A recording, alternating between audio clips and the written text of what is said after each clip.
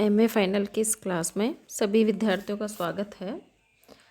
शक्ति संतुलन अंतर्राष्ट्रीय राजनीति वाले पेपर का एक महत्वपूर्ण टॉपिक है। शक्ति संतुलन पे चर्चा करेंगे आज हम।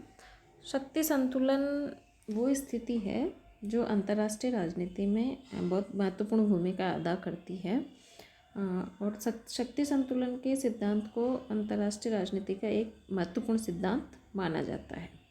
शक्ति संतुलन, जैसा कि इसके अर्थ से, इसके नाम से ही स्पष्ट है, ये विभिन्न राज्यों की शक्ति दो पक्षों में लगभग समान रूप से बटी रहे, इसमें ये विश्वास करता है। शक्ति संतुलन का सिद्धांत कोई भी एक पक्ष या एक राज्य अन्य राज्यों पर हावी नहीं हो, कोई भी राज्य इतना शक्तिशाली नहीं हो कि वह दूसरे पर हमला करे, उसे दबाने या हराने में समर्थ हो। जिस प्रकार एक तुला के दो पलड़े समान भार होने पर संतुलित बने रहते हैं, उसी प्रकार की साम्य अवस्था शक्ति संतुलन वाली अवस्था में बनी रहनी चाहिए। कोई भी एक देश अन्य राज्यों से अधिक शक्तिशाली नहीं होना चाहिए। यदि कोई देश अन्य देशों की तुलना में शक्तिशाली होता है तो वह उनके लिए संकट और चिंता का विषय बन जाता है। तो इस तरह से शक्ति संतुलन की स्थिति या बैलेंस ऑफ पावर में पावर का बैलेंस होना बहुत ज़रूरी है। अब हम बात करेंगे इसकी अर्थ और परिभाषाओं के बारे में। तो शक्ति संतुलन की अवधारणा को समझना और स्पष्ट करना बहुत कठिन कार्य है। रिचर्ड कॉब्डेन नामक राजनीतिक विचारक है जो शक्ति संतुलन के बारे में कहते हैं कि शक्ति संतुलन एक विचित्र उलझन भरा शब्द है जो केवल भ्रमात्मक मिथ्या सत्य ही नहीं वरन ऐसी अव्यक्त व्यवस्था का परिचायक है जिसकी कभी स्थापना नहीं की जा सकती। तो ये राजनीतिक विचारक भी ये स्वीकार करते हैं कि शक्ति संतुलन एक उलझन से भरा हुआ शब्द है जो अव्यक्त व्यवस्था का परिचायक है, अर्थात कभी भी स्थिति ऐसी नहीं बन सकती कि बैलेंस ऑफ पावर बना रहे, कोई भी देश शक्तिशाली नहीं हो, सभी देश बराबर की स्थिति में हो। ऐसी स्थिति लाना बहुत मुश्किल कार्य है। इसके बाद है दूसरी परिभाषा है स्लीचर। स्लीचर के शब्दों में शक्ति संतुलन व्यक्तियों तथा समुदायों की सापेक्ष शक्ति की ओर संकेत करता है। शक्ति संतुलन व्यक्तियों तथा समुदायों की सापेक्ष शक्ति, अर्थात व्यक्ति और समुदायों सभी के बीच में बराबर शक्ति हो, इसकी ओर ये संकेत करता है। तीसरे राजनीतिक विचारक क्लॉड क्लॉड कहते हैं कि शक्ति संतुलन एक ऐसी अवस्था है जिसमें विभिन्न स्वतंत्र राष्ट्र अपने आपसी शक्ति संबंधों को बिना किसी बड़ी शक्ति के हस्तक्षेप के स्वतंत्रता पूर्वक संचालित करते हैं। इस प्रकार ये एक विकेंद्रीकृत व्यवस्था है जिसमें शक्ति व नीति निर्णायक इकाइयों के हाथ में ही रहती है। तो इस तरह से ये कहते हैं क्लॉड कि शक्ति संतुलन की अवस्था में विकेंद्रीकृत अवस्था होती है, अर्थात सभी के हाथ में बराबर शक्ति होती है, कोई अधिक शक्तिशाली नहीं होता है, सभी बराबर शक्ति की स्थिति में रहते हैं। तो इस तरह से हम कह सकते हैं कि इसकी परिभाषाओं के आधार पर हम निष्कर्ष निकाल सकते हैं कि शक्ति संतुलन की स्थिति अंतर्राष्ट्रीय राजनीति की एक स्थिति ऐसी स्थिति है जिसमें सभी राष्ट्र बराबर पावर में रहते हैं, कोई भी राष्ट्र ज़्यादा शक्तिशाली नहीं होता, इस स्थिति में नहीं होता कि वो अन्य राष्ट्र को दबा सके। तो ये शक्ति संतुलन वाली या बैलेंस ऑफ पावर वाली स्थिति है, ये अंतर्राष्ट्रीय राजनीति में बहुत महत्वपूर्ण भूमिका अदा करती है और एक ये आदर्श स्थिति है। शक्ति संतुलन इस स्थिति को हम दो तरह से समझ सकते हैं। कुछ राजनीतिक विचारक शक्ति संतुलन को विदेश नीति के रूप में देखते हैं और कुछ राजनीतिक विचारक शक्ति संतुलन को एक पद्धति के रूप में देखते हैं। शक्ति संतुलन विदेश नीति के रूप में इसमें है केनेथ टॉमसन, मॉर्गन थो, चर्चिल आदि ने शक्ति संतुलन के सिद्धांत को विदेश नीति के परिप्रेक्ष्य में परिभाषित किया है और वे ये मानते हैं कि संतुलन शक्ति खतरनाक होती है। विदेश नीति की दृष्टि से राष्ट्र उसी समय शक्ति संतुलन की अवधारणा स्वीकार करते हैं जबकि वे अन्य राज्यों की तुलना में प्रबल हो। चर्चिल ने शक्ति संतुलन को ब्रिटिश विदेश नीति की अद्भुत परंपरा बताया था। तो इस तरह से ये राजनीतिक विचारक शक्ति संतुलन को विदेश नीति के तत्व के रूप में देखते हैं। दूसरा है पद्धति के रूप में, जिसमें Martin Wight, JP Taylor, Charles Lerche आदि शक्ति संतुलन को एक पद्धति मानते हैं। आधुनिक विश्व में जहाँ बहुत सारे राज्य हैं, शक्ति संतुलन द्वारा एक व्यवस्था स्थापित की जा सकती है।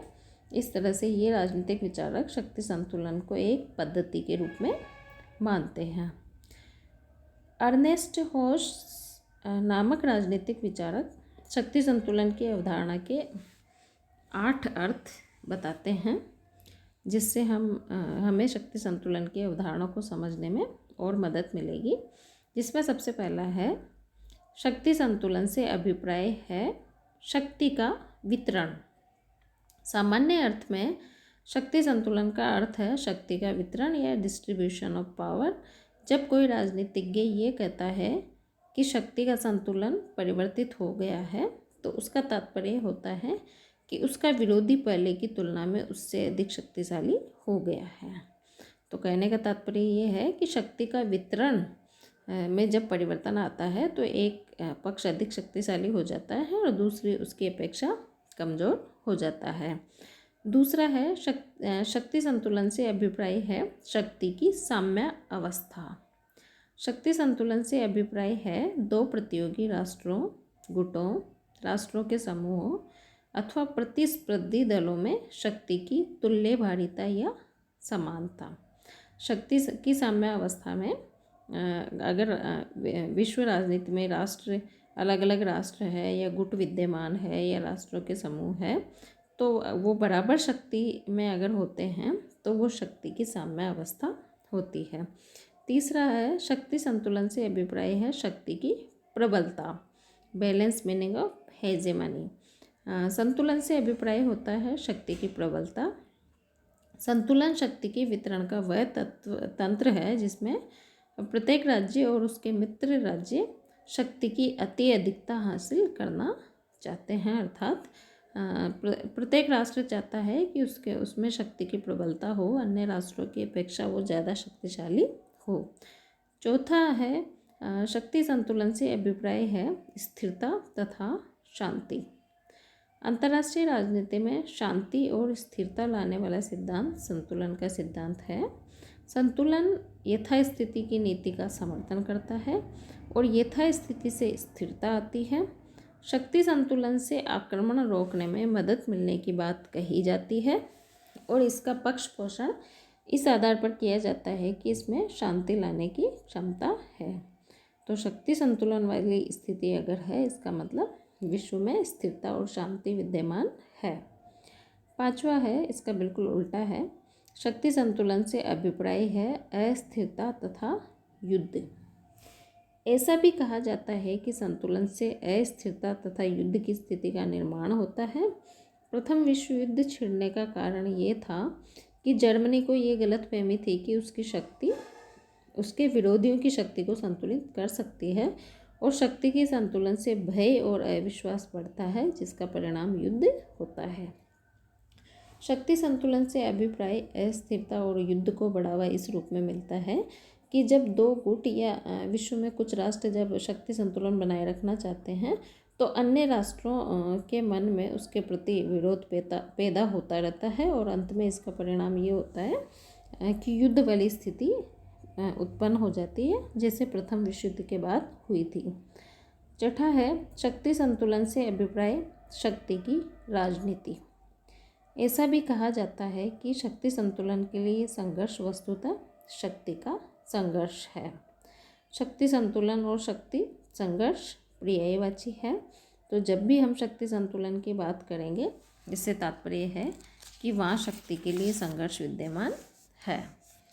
अर्नेस्ट हॉस के अनुसार सातवां इसका शक्ति संतुलन की अवधारणा में सातवां जो प्रकार है वो है शक्ति संतुलन एक सार्वभौमिक सिद्धांत के रूप में। संतुलन एक सार्वभौमिक नियम है। जहाँ राष्ट्र राज्य व्यवस्था होगी वहाँ किसी न किसी प्रकार का संतुलन अवश्य रहेगा, चाहे वो यूनान के नगर राज्य हो, चाहे इटली के राज्य हो, चाहे द्वितीय विश्व युद्ध के बाद की राजनीति हो, चाहे वर्तमान की राजनीति हो। हर समय पे विश्व में संतुलन बना रहा है, चाहे वो कोई एक गुट शक्तिशाली हो जाए, दूसरा कमज़ोर हो जाए, पर किसी भी रूप में अंतर्राष्ट्रीय राजनीति में संतुलन बना हुआ रहता है। 8वां प्रकार है शक्ति संतुलन एक व्यवस्था के रूप में तथा नीति निर्माताओं के लिए मार्गदर्शक। संतुलन को अंतर्राष्ट्रीय राजनीति की एक व्यवस्था या तंत्र के रूप में भी देखा जाता है। इस अर्थ में शक्ति संतुलन एक बहुराज्यीय विश्व में अंतर्राष्ट्रीय संबंधों के कार्य करने की एक विशेष प्रकार की व्यवस्था का वाचक होता है। शक्ति संतुलन अंतर्राष्ट्रीय राजनीति में शक्ति कारक के महत्व को प्रतिपादित करता है तथा विदेश नीति निर्माण में